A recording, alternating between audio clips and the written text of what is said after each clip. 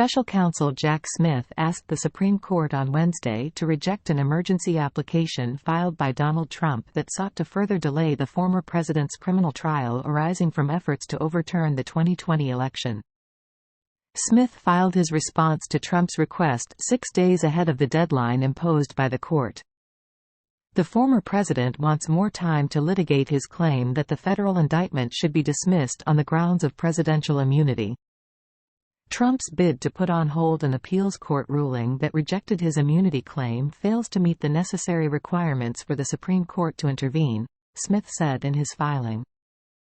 Delay in the resolution of these charges threatens to frustrate the public interest in a speedy and fair verdict, a compelling interest in every criminal case and one that has unique national importance here, Smith wrote. The case, he added, involves federal criminal charges against a former president for alleged criminal efforts to overturn the results of the presidential election, including through the use of official power. Smith said that if the court is inclined to grant Trump's request, it should immediately take the case up on an expedited schedule and issue a ruling, as promptly as possible, so a trial can go ahead.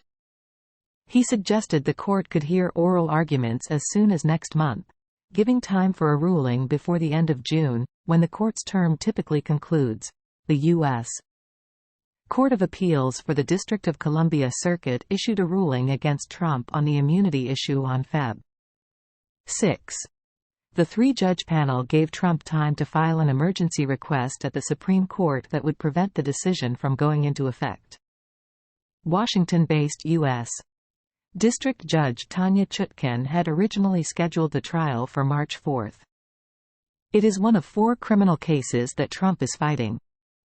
If Trump wins the election, he would be in a position to order that the charges in the Washington case be dismissed. If he were already convicted, he could seek to pardon himself. Trump's lawyers say that presidents should have total immunity for official acts as president and that his actions in questioning the 2020 election results were part of his official duties. Among the legal questions lurking in his case is whether Trump's attempts to interfere in the election constitute official acts. If Trump's prosecution is allowed, then, such prosecutions will recur and become increasingly common, ushering in destructive cycles of recrimination, his lawyers wrote in his Supreme Court filing. Thanks for watching. Don't forget to subscribe, like, comment and share.